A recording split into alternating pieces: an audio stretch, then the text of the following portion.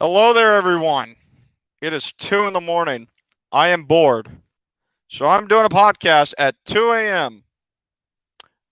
You can see my face. Yes, I've been recording behind a screen for the past couple days, but now you can actually see my face and see when I'm the most productive, which is surprisingly somewhere in between 1 to 4 in the morning. I don't know why. I don't know how. Let's talk about sports over the past weekend. Let's start off with some football news. Julio Jones finally got traded to where? The Tennessee Titans. Julio Jones going to the Tennessee Titans. Here are the details. Going to Tennessee, Julio Jones, a 2023 sixth round pick. Going back to the Atlanta Falcons will be a 2022 second and a 2023 fourth. So essentially, they swap fourth and sixth round picks next year, and Julio Jones is going to go for a 2022 second. The Patriots, Ravens, Colts, 49ers, Rams, all those teams were involved. But apparently, at the end of the day, the team that was willing to give up the most, which was apparently not the Falcons' original asking price of a first, that was the Tennessee Titans. Now, of course, why didn't he get a first? He's one of the best receivers of the past decade. He's 32 years old. He's under contract for another this year. You have to, so you'd have him under contract this year. You'd have him also under contract next year, but he's only guaranteed about $1.5 million out of the total 11. So it's not too bad of a cap hit if you cut him. So if he just bombs this year, it's a get out of jail free card. But at the same time, you're looking at a couple of teams that are going to be interested. That Tennessee right now is thinking, okay, we can probably get a decent year or two, maybe even 3 out of Julio Jones. But the Falcons right now, they have a terrible cap situation. Their last GM totally ruined it. Terry Fortnort, Arthur Smith dealt probably one of the worst hands in the NFL when it comes to cap situations. They had to restructure Matt Ryan's contract again. My guess is they're going to have to redo that entire contract because next year you do not want to have a $48 million cap hit. And they had to trade Julio Jones just to sign their draft class.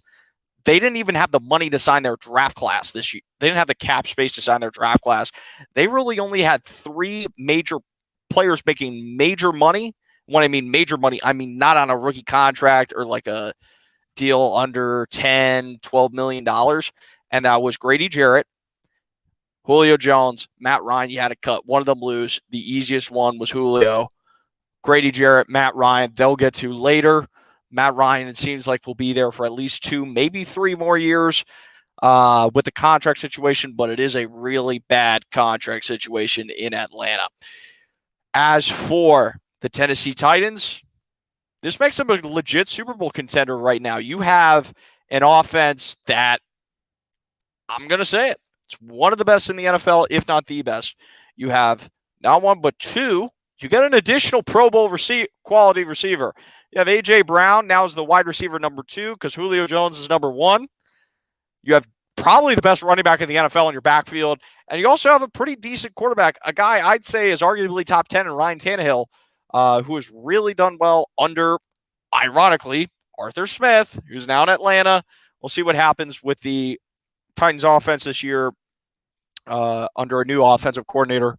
However, Tennessee is just my reaction to the trade. Tennessee right now, they got everything they wanted. They got a wide receiver that can replace what Corey Davis's value had, plus tons more. A.J. Brown, he gets his idol. His idol is Julio Jones. He was wearing a Julio jersey in warmups in November, and now he gets to line up on the other side of the field as him and get to play on the same team.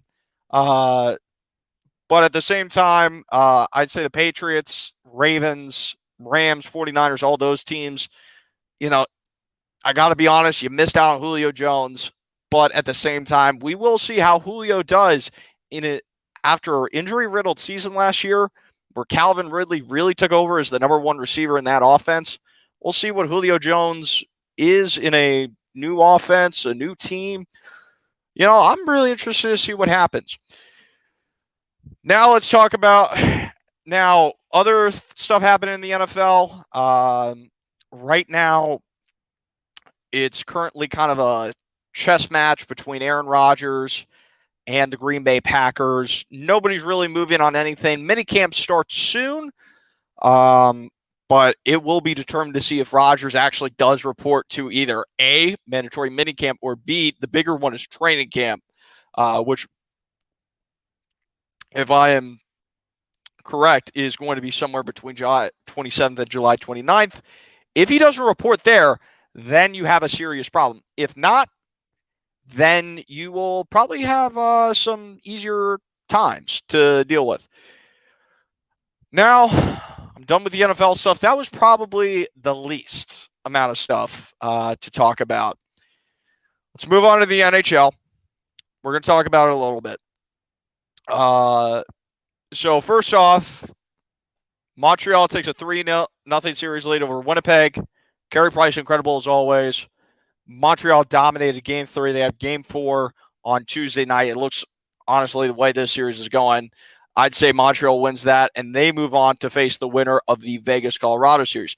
Speaking of that series, it's been a home-and-home series so far. Tonight, Vegas won big, 5-1 over the Colorado Avalanche. So we've had a blowout, an overtime game, and then two not really close games where Vegas took the victory. We'll see what happens in Game 5. See if that really does anything different. But my thought is that this is going to be a lot of a home-and-home series until Game 7. I feel like that game is a 50-50. But yeah, this series has been fun to watch for sure. These are honestly, in my opinion, the two best teams of the NHL. One of these teams is going to be, as much respect as I have for Montreal, I think whoever wins the series easily goes through Montreal. And unless they face Tampa or Boston, I'd say they'd probably be the Stanley. I think no matter what, whoever comes out of this series is going to be the betting favorites for the Stanley Cup. Tampa and Boston, two very good teams. We'll see what happens there. Tampa, they took a 3-1 series lead. They came back big over the Carolina Hurricanes on Saturday. As for the Bruins, they lost 4-1, two empty netters by the Islanders late. Kind of seemed like the game was in reach. There was a bad miss by David Pastrnak, but it will go back to Boston tonight, 6:30 p.m. on NBCSN. And then the other game tonight is going to be, I think, Tampa and Carolina face off tonight in Game 5. And then Tuesday, you'll get Montreal, Winnipeg, Game 4, Vegas, Colorado, Game 5. As for the NBA, well, whenever I say something about Kawhi Leonard, whenever I say something about the Clippers, the opposite happens. I think they're out, they're back in. I think they're going to win the next two games. They're going to do well. Oh, they lost Game 5. Oh, okay. They're facing elimination Game 6. Okay, guys, it's all over. Kawhi's leaving. Oh, no, they won the next two games. So right now, the LA Clippers are going to go face the Utah Jazz on Tuesday. Today, we had the Atlanta Hawks kind of just run through the Philadelphia 76ers in Game 1. I feel like this series goes 6 or 7 games, but I still have confidence in the Sixers. The Bucks and Nets faced off on Saturday, and the Nets still pulled it out, and quite convincingly, even though James Harden went down early in the second quarter. He is apparently going to be out for Game 2. His status is unknown for the rest of the series. It was a hamstring issue. This is something he had an issue with earlier in the season. It'll be interesting to see what happens to him later on. This affects him later, because right now, with the Lakers out, the ease, in my opinion, the final series that many people are thinking is going to happen, Clippers-Nets.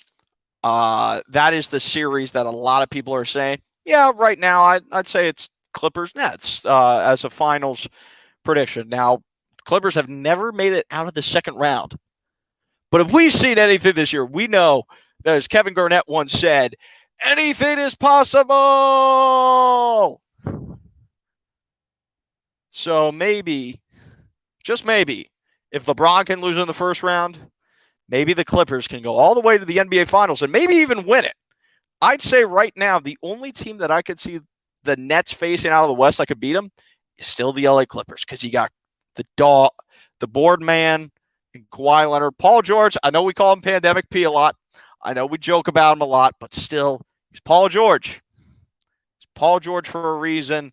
He's pretty solid. He actually played kind of good today. In fact, I'd say the entire Clippers team played well, especially down the stretch. It was kind of like, okay, when is it going to falter? When is it going to collapse? Just never did. Never did all game long. Then, we've spoken about all those. Also, with the NHL today did get approval to have U.S. teams come to Canada and back. There's going to be a modified quarantine. So essentially what the NBA and NHL were doing throughout the season, which was like, you go to your hotel and you go to the arena. That's it. When these teams go to Canada and back, as for the Montreal, because let's be honest here, it's going to be the Montreal Canadiens coming to the U.S. They're going to face either Colorado or Vegas. So what will happen is they'll come to the U.S., they'll play. Then these teams are going to go back to Montreal. They'll play in front of 2,500 wherever fans. Then they'll have that. And then maybe if Montreal pulls off the improbable, then we'll have a Montreal Stanley Cup final. Who knows? It might be Montreal-Boston. Might be Montreal-Tampa. Might be Montreal Islanders, for all we know. But, yeah, it's certainly going to be an interesting set of games over the next couple of days. Then let's talk about some baseball news. The Red Sox swept the Yankees. There was a bit of a controversial call in the ninth inning as Gleyber Torres was called out on strikes in the ninth inning to get to 2 when there were runners on first and third after the game was tied. So, and this was a 3-2 count, so it would have walked Torres in, and it would have been a bases loaded situation. But they got swept. The Yankees have lost 4 straight. The Red Sox have won 4 straight. The Red Sox are about a game back of the Tampa Bay Rays. They will face off against the Miami Marlins today at 5:10. It'll be a very interesting day in terms of Boston sports. So, yeah, that's about it for sports news today. I hope you guys enjoyed that. I will see you soon. Probably tomorrow, maybe Wednesday. We'll see. Thank you guys for watching, and salute.